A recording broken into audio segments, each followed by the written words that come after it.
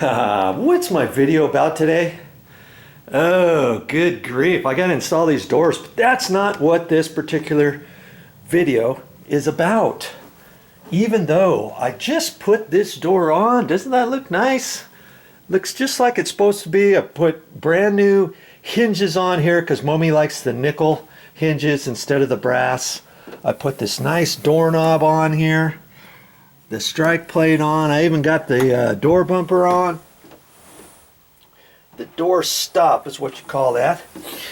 And I'll show you how to do that on another video. It's not on this particular video, okay? But I wanted to finish up my saga of the leaking bathtub. And what do you suppose I found? Oh, there's little Pippa's. Hey, Pippa!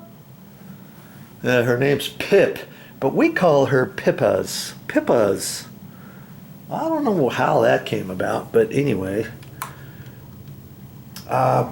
Remember I told you, if you were with me on the last video, I thought for sure it was going to leak right down in here where the motor was. We saw some black down on there, and let me get my my phone out and shine the light down in there. See all that black down in there?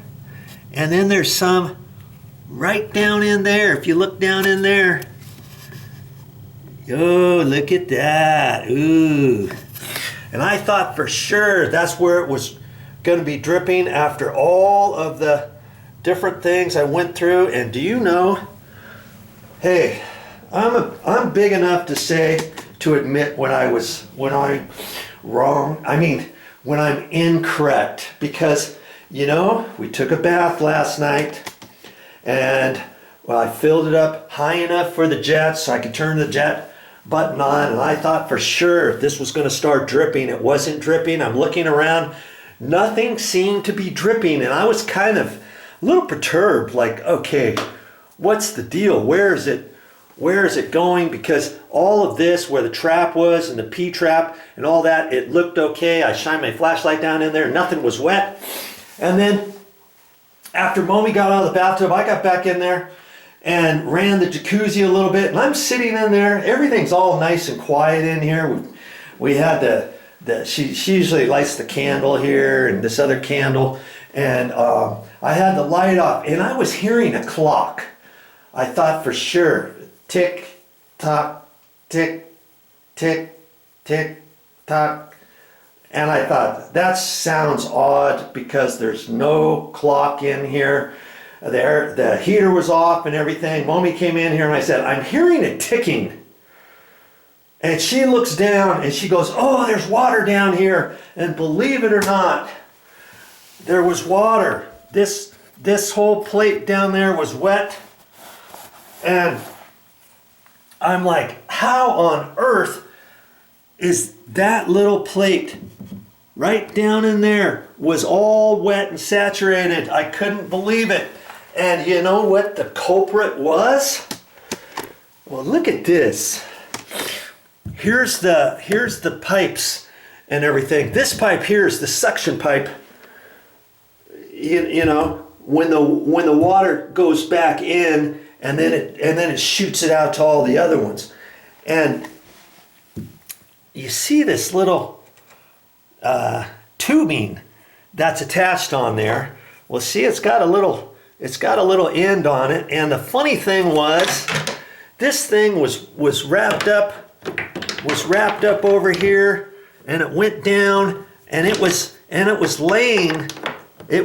down here low like that. I had seen this before, but it looked like there was a reason why this was here, and I thought this was a shut-off or something, or maybe it was an air intake or something. And it was just sitting there, and this was dripping. It was dripping. It was situated so it was kind of angled like that, and the water was coming out of there, and I could hear it dripping on top of that plate. I could not believe it. This was acting as a little siphon.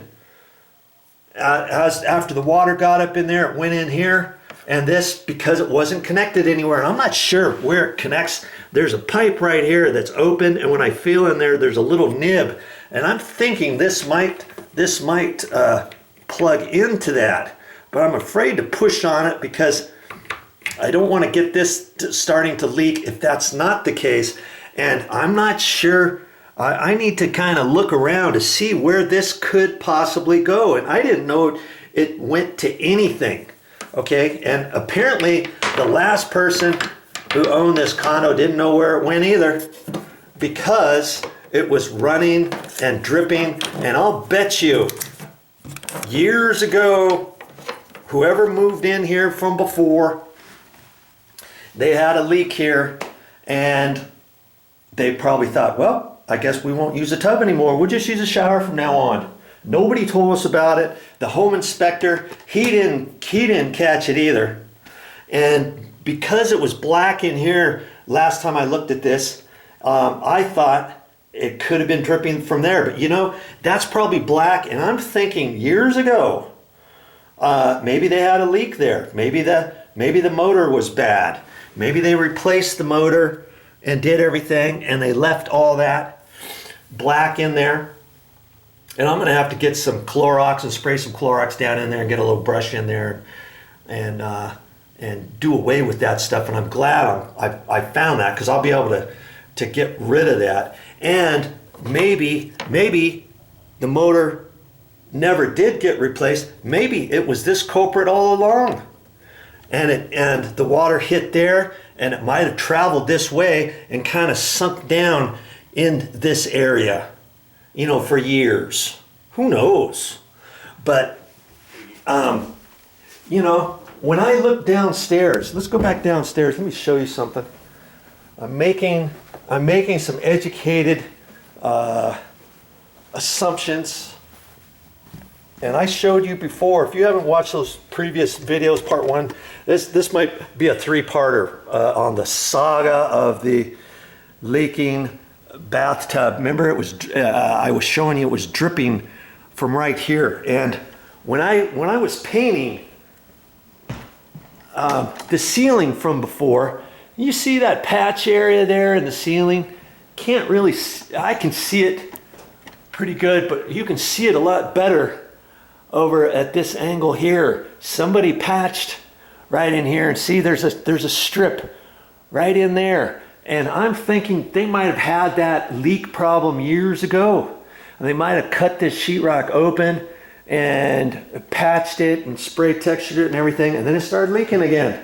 They might not have found the leak. See, you can kind of see here now. Here's a patch area here. Boom, boom, boom. And then there's another kind of line along there. Well, I'm thinking this thing has leaked before, and the owner, he probably did not disclose it. You know, if you get ready to sell a condo or house, duplex, apartment, whatever, if you know that there's certain issues on it, you're supposed to disclose them. Did you know that? This is a law. And the owner didn't disclose the leak. The home inspection report, you have to have a licensed inspector come out and do a home inspection prior to you purchasing the home, you know, while you're in escrow. Well, he didn't catch it either. And it's just unfortunate that we were the lucky ones to have to deal with it. And we caught it. And that's what it was last night. Man, it was drip, drip, drip, drip, drip, drip, drip, drip, drip, all in there. It would drip faster when you turned the suction thing on, and then after a while it would go a little slower. Well, I took a 5-gallon bucket, set this in the bucket, and it kept dripping. And I thought maybe if you lift this hose up higher than this outlet, maybe it won't drip. And it wasn't dripping for a while, and then it dripped a little bit more, because this acts as a siphon. And when you're in the tub, if you got the water any higher than that, and you're moving the water around, or you're filling the tub up later and you're putting a little bit more hot water in, you're forcing more water down into the tub, thereby forcing more water through here and pressure through here, and then it acts as a suction, and then it fills this pipe up, and eventually, even though this line was up higher and I had it up into the bucket, it would still pump up there, and it would start dripping, and you leave it long enough, then it would start dripping more, and then if you have this pipe down lower, it would just almost run. And so see, the first 4 or 5 times we took baths in here, we didn't notice anything, because I think this little pipe here was setting on the bottom. Thereby we couldn't hear it drip, drip, drip. And when we had this cover on, see, this is a fiberglass tub, there's the cover, the inspection cover that fits over this. After I pulled that off, I could hear it dripping.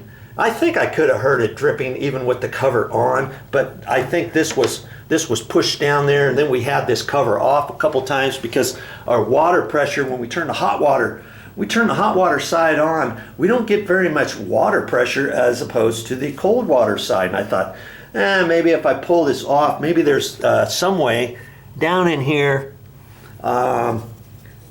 you know, a little valve or something where I could turn on the pressure higher or something, and I didn't see anything, and I think this got resituated a little bit. It got lifted up off of the bottom, and then I could hear it drip. Had I not heard it drip, I might not have ever even have seen it.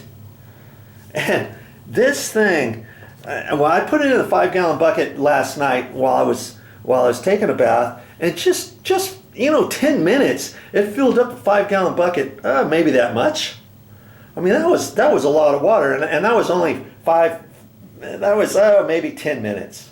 So can you imagine the other nights we were in there, Mommy would take a 10-15 minute bath, I would go in there and take a 15-20 minute bath, and the water was just drip, drip, drip, drip on that plate, and then the water went down on the subfloor, and then it ran underneath this tile, and where the subfloor, wherever it had a crack in the subfloor, it drained down to the bottom of the floor joist, ran along the bottom of the floor joist, and out on that, down there on the corner of the stairwell.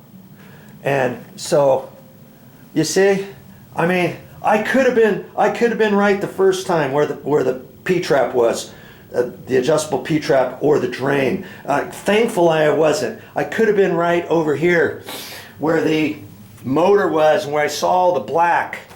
I could have been right there because that was almost in line with that too. And with this wet, I mean, it didn't necessarily make a perfectly straight line all the way out there. It could have kind of went off at a slight angle, because when I measured, it was about in line with that, straight across from where it was dripping out of that ceiling over there. Son of a gun. Now, you know what? I don't even have to call a plumber because I figured it out on my own. Had I called a plumber, I don't know if he would have even been able to figure it out. He might have convinced me to cut a hole in the sheetrock ceiling in the bathroom downstairs and all that kind of stuff. Don't have to do that now. And lucky for me, I don't know if you watched the other previous video. I wish, you know, if you ever watch one of my videos, and if it has a part 1, part 2, part 3, your best bet would be to watch all of them. Even if you come in and you see a title and you're at part 3, watch part 1 and 2, because you might learn quite a few different interesting things on that too. Well, there was here's the half bath downstairs. Of course, I still got to put it together because we just recently moved in here, and of course we moved in before everything got done, and because we had to get out of the other place and all that kind of stuff. So hey, sometimes you got to do what you got to do, right? So we're just using this as storage right now. We don't need to use this bathroom right now. We got 2 bathrooms upstairs. What the heck, right? And so there's an exhaust fan right there. I took the guts out of that. I had to actually cut it because I couldn't get to the mounting screws, because I was hoping I could just see surface mounted screws and undo the screws, push that out of the way to look up in there just as an inspection point. I couldn't do that, so I cut I cut that side. I was able to loosen up this side off of some little clips, bent that up out of the way, shine my my phone flashlight up through there, and was able to determine exactly where I was in relationship to the other bathroom and stuff like that. And I was able to make some measurements and do some deductions and assumptions and all that kind of stuff. Had I not been thinking, I might have just blown through, okay, let's just cut the ceiling, because I was so sure that there was going to be a water leak up there where I'd have to get a plumber in here, cut the pipes, shut the water off, or do something with the drain or something like that. I even was toying with that yesterday before I found the actual cause of the leak. And then I was even thinking, hey, wait a minute, maybe in the garage I could cut a inspection hole up there, shimmy through, because this is a 9-foot ceiling, shimmy through a little area above the 8-foot ceiling over here. Granted, that would have only been able to give me a little bit of room to squeeze through there, be a little small little person, and go through there and go up there. Okay, I was even thinking about doing that before I was able to figure out how to get this thing cut out of there. And had there been a leak, I might have been able to go through there and access all of that area, but because there's no leak, hey, I don't have to do that. I don't have to patch anything in the garage. I don't have to patch the ceiling here in the bathroom. I can put this back together. It's not going to take me that long to put that exhaust fan housing back together and screw it back together and all that kind of stuff. I was able to, when it was leaking, after I damped it all, I should have made a video of that, but it was in the middle of the night, it was dark, and I was kind of pissed off and stuff, and this was all puckered down. After all the water receded out of here, and I damped that, dry damped it with a paper towel, folded up paper towel, I was able to get most of the water out of there. And I thought, hey, I think I can just push all of that all back up where this was bubbled up. This was bubbled along here and all the way over to about there. I thought, if I can push that up tight and kind of dry it and stuff, and 15 minutes later did another go at it and stuff, I thought, once it dries 100%, it might stick up there, and I may not have to patch this. Patch it and skim it and sand it and spray texture it and try to blend it into the spray texture, another patch on the ceiling, right? And I thought, maybe I can get by without having to do that. And sure enough, everything has stuck back up in there. Granted, I've got some hairline cracks. I got to put a little caulking there, some there, right there. And I'm letting this dry out. This crack has gotten just slightly a little bit bigger from the first day. You see there? The water dripped out right there, and it traveled this way, and it cracked this and separated it all the way up to there. So I can recalc that, fix that little bit there, and hardly make it look like you didn't even know that was there. Put 2 coats of flat paint on there, because that's what I have on the ceiling. If I just put 1 coat, it might not blend in. I'll put 2 coats on that, and I'll have that fixed. And here I thought it was going to be a major ordeal. When that thing started dripping over here, Mommy was having a heart attack. We got a flood, it's flooding. Mike, come back here. I mean, Joe, come out here, we got a leak.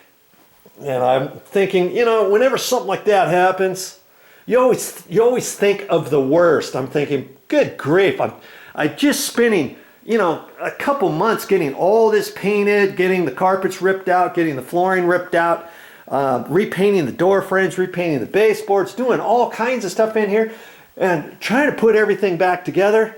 And now all of a sudden in my mind, I've got visions of cutting sheetrock ceilings out, and I might have had to cut the ceiling out in the kitchen because I wasn't sure if the tub, in fact, the drain on the tub is in the kitchen. The wall in the kitchen is about right here, and the drain for the tub is over the kitchen ceiling. And I was thinking, having nightmares about cutting that out, patching the ceiling, repainting the whole ceiling down there so it doesn't look like a patch and all that kind of stuff. That's what I was thinking of when Mommy's saying we got a leak, So I'm thinking major. problems and stuff. And here it was, this stupid little pipe, drip, drip, drip, drip, drip, just acting as a siphon. And you know, I'm not going to leave it like that. Even with this being higher than that, did you know the water can still siphon up there? Because when you fill up the tub, the water gets in there and then it just kind of pulsates that. And the more water you get in there, the more it forces a friction, a pumping motion, and this can fill up with water, even though this pipe is higher, this outlet is higher than the inlet. And I don't know. So I gotta figure that out. I think I can look it up on the internet and figure out where to hook that up. I mean, worst case scenario, I can just pinch this together and put a little wire on there or put a cap on it, whatever. But I think there's a reason for this. It probably lets air go in there, and it probably helps the whole thing. I mean, I think everything will work if I pinched it off, but I'm gonna do my due diligence and see exactly where this gets connected, because there's no way I want to have a bucket out here having this drip into a bucket every time I take a bath. No, I don't want to do that.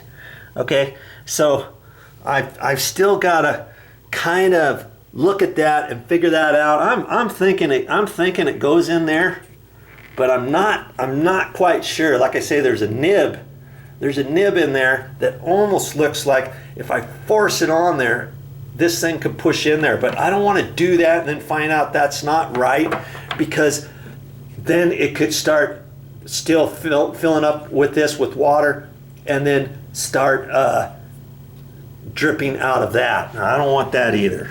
Okay, so hey, I got it fixed. I don't have to have a plumber coming in here or anything. I will spray some Clorox and stuff in there to get that mold buildup out of there. So I'm glad I found that out.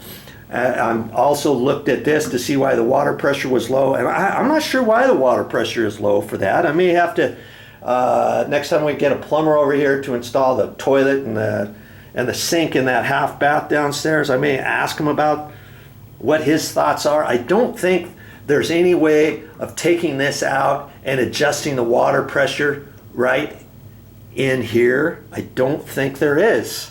And it's like where else could it possibly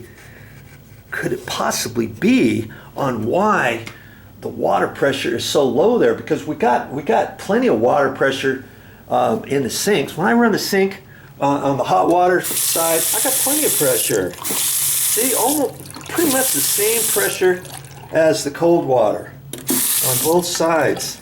Hot water, see? So, you know, it's not like the pressure of the whole house is low. So I'm not quite sure what's going on with that. We did take the water heater out. It was only a 40-gallon water heater, and we put in a tankless water heater.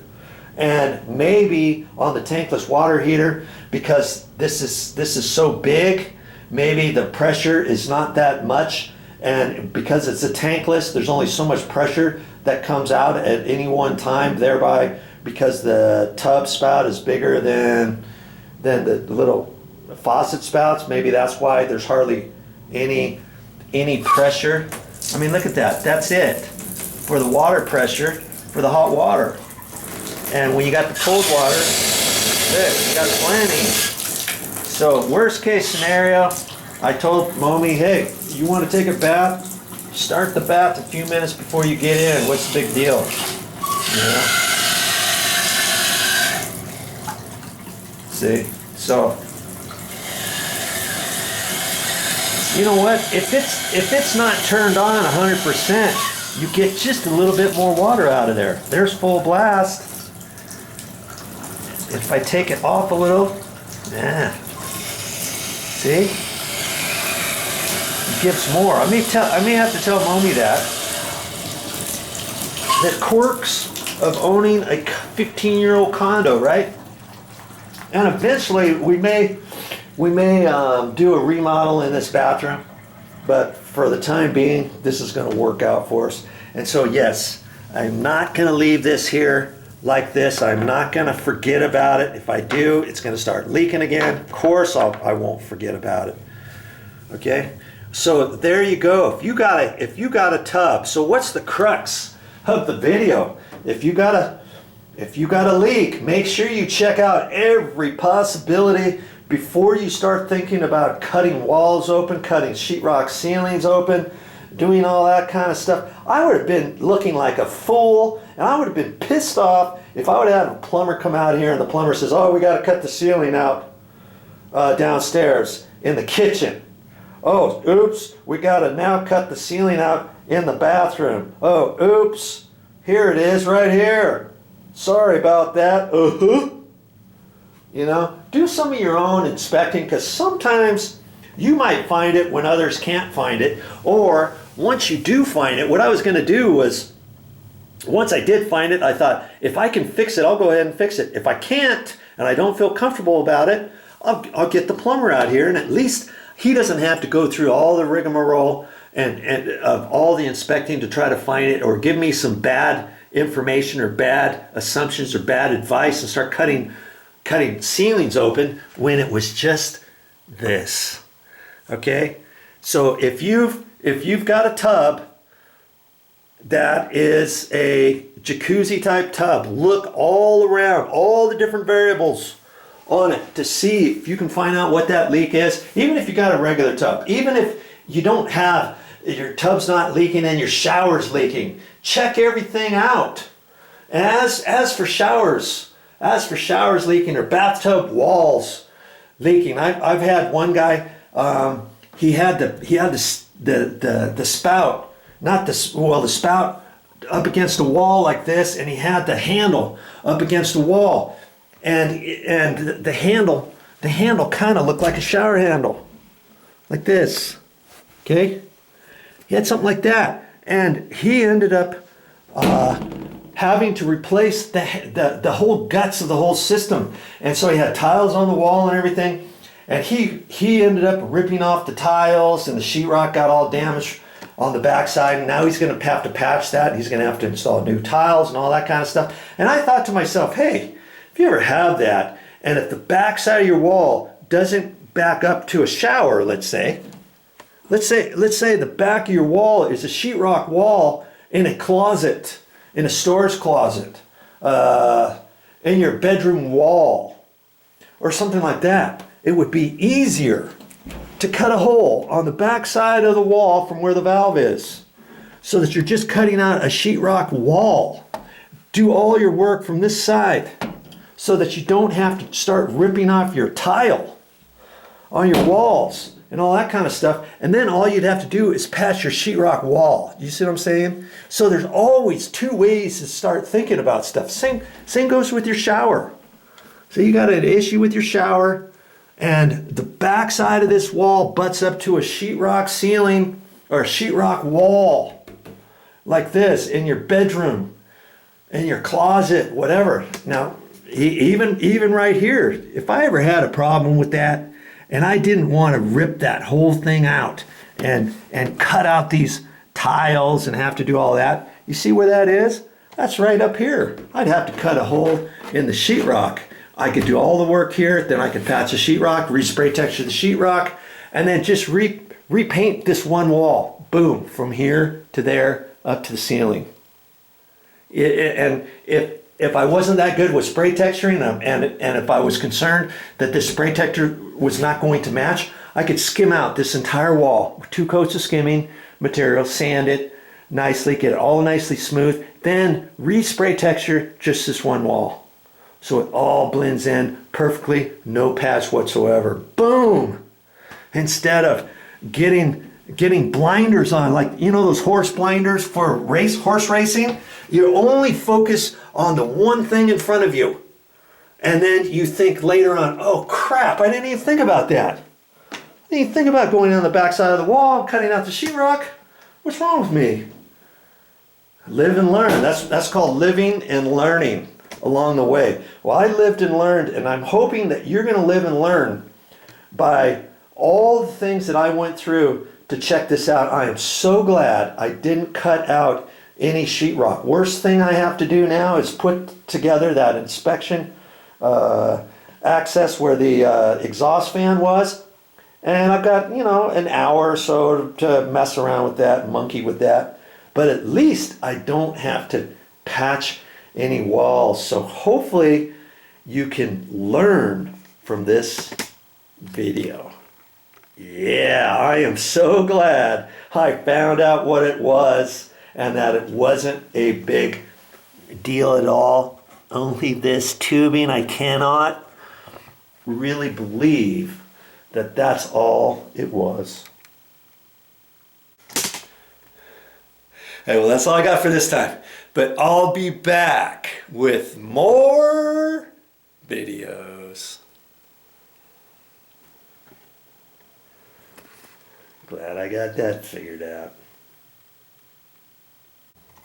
Well, I'm just about ready to put the guts back in there, and see, it's got two little prong goodies on there, and then there's a screw right there, and that screw holds that end up, and then you plug it in. And you see, I just pushed that back. I cut a little piece of sheet metal, drilled some holes in it, put a screw in there, and screwed that. I was going to put a screw there too. I started to put a screw there so I could get that one tight. And then I thought, hey, I don't need to waste my screw on that. This is just going to be held back because it's spring loaded anyways. I could put another screw right there, but I don't know if I'm going to. I think I'm just going to leave that. That was the tabs that I broke off from before, because this has a mounting bracket that goes back beyond that that's screwed in. It's not going anywhere. And then see, the bracket that was on there, I just drilled a little hole and put a screw back in there, held that exactly where it went.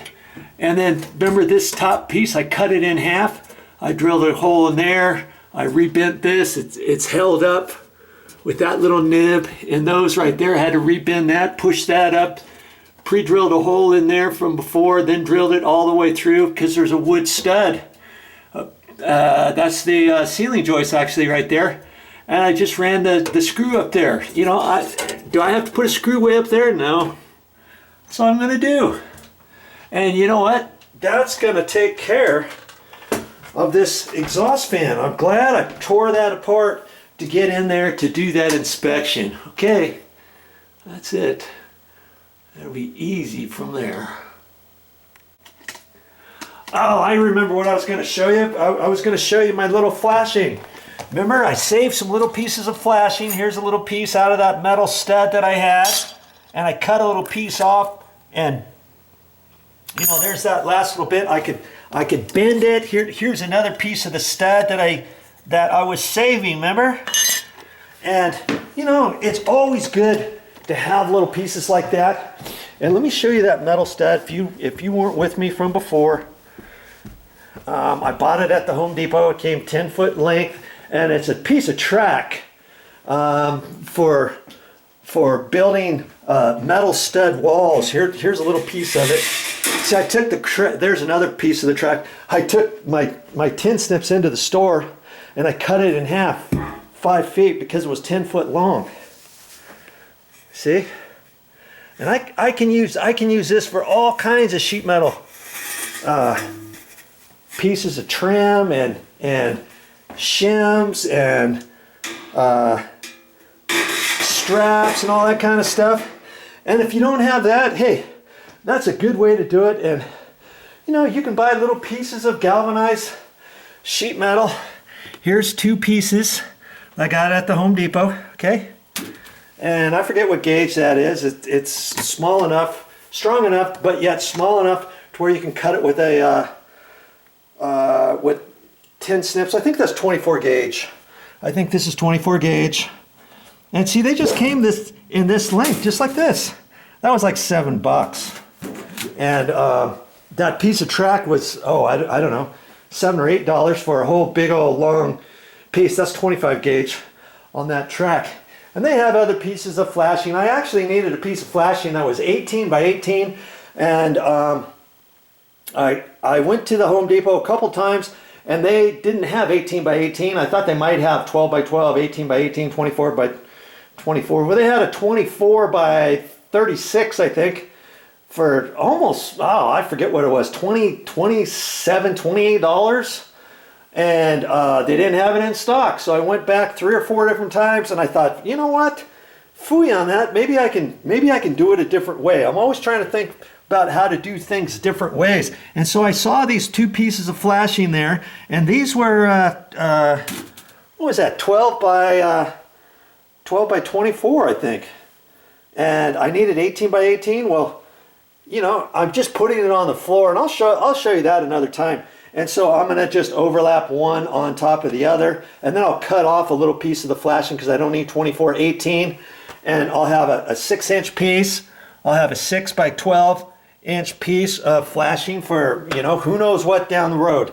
And then on one of these other ones, when I overlap it, I'll have another piece that I don't really need up there. And so I'm going to cut that off. I got my 10 snaps. I'll just zip it off, and I'll have some more flashing. That's a good way to have flashings, and that's, you know, you just never know when you're going to need it. And plus, it's easy to store. And I've used little bits of flashing for shims, for straps, for little L-angle brackets, for all kinds of stuff. So don't forget that when you're at the store. You see how that fits? You just unplug that. There's the little mounting screw right there. And then the 2 nibs fit in those little slots back there. That holds up the back. So if you ever need to take one of those down, that's how you do it. In case you ever need to replace your motor, sometimes you can replace your motor that way. Take it down to the hardware store, take it apart, take it down here. And sometimes they'll sell the whole square piece. Other times maybe it's just the motor, and as long as those 2 screw areas will fit, and it may fit up in there, you know, and then you can take the fan off, reattach the fan, or get it with the same fan. Okay, let's turn this back on, make sure it works. Hey.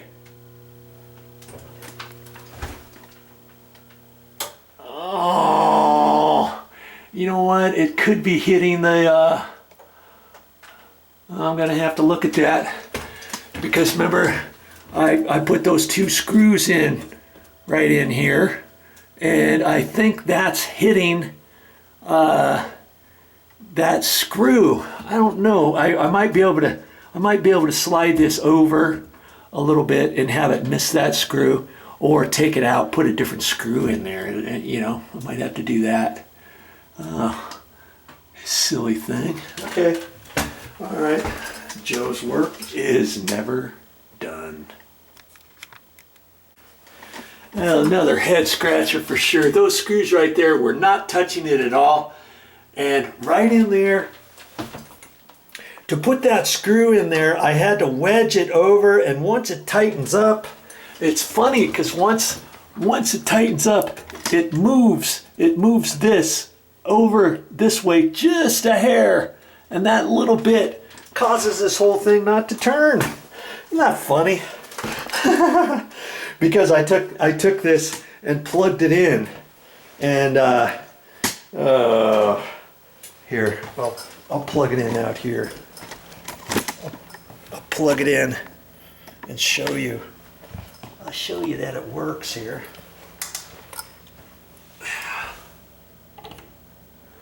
Look at that. Any direction I've got this, it works. And I put it back in there, turned it, and it started working a little bit. I left the screw loose just a hair, and it started, then it stopped. And so what I'm going to do, you know, at first I thought, well, maybe something's gumming this up, but no, it turns fine. Once there's a slight wedge on it, just a hair, it causes this not to go. I'm not gonna worry about it. I'm just gonna drill another another screw next to this, a little bit bigger, a big enough hole for a sheet metal screw or a wood screw. I think I'm just going to use a wood screw, and I'll have the hole big enough. So I'm just going to use that screw right there.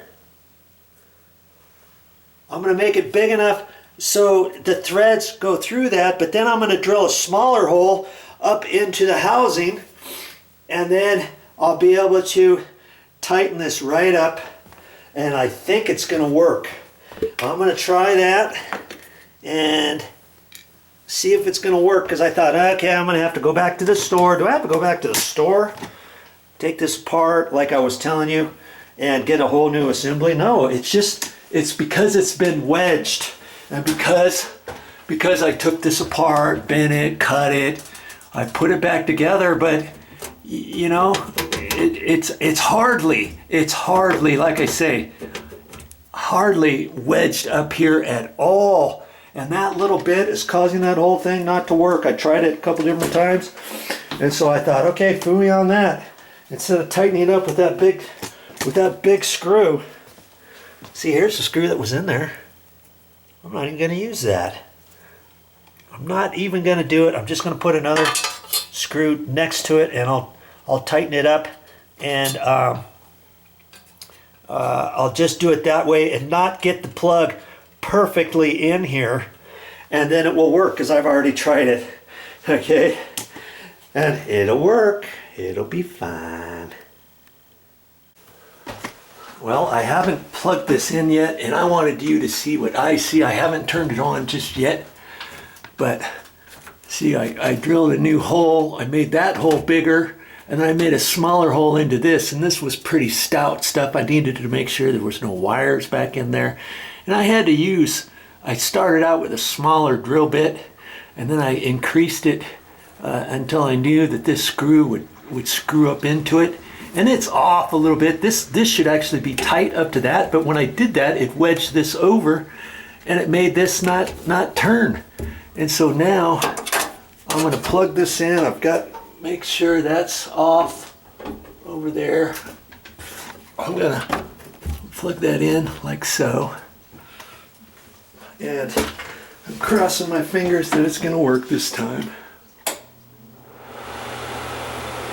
Look at that. Just because of that. Can you believe that? And so, hey, 2 ways to skin a cat, right? Just sometimes you have to Joe Guyver it and make it work. Okay. Looks like everything's okay. And remember, there was a gap over here from before. Okay? And that's just how it's going to live. And actually, after doing all that tweaking, it's up flush to there. Because remember, I was going to push this end up because it was sticking down, and I would have drilled a hole 1/2 inch above this 1/2 inch sheetrock, the face of it, put a screw in there all the way, and that would have been my shim to keep that pushed up. Well, it seems to be pushed up just fine right now. Okay. I'm going to leave it and call it good. If it ever started chattering or something, I could wedge this out, put a little caulking in there, let it push back.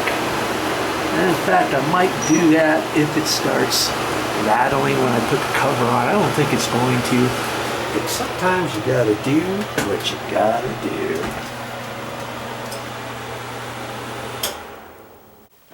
What am I going to talk about next time? Well, I have no idea. I never know what I'm going to do next, but it might have something to do with these doorknobs.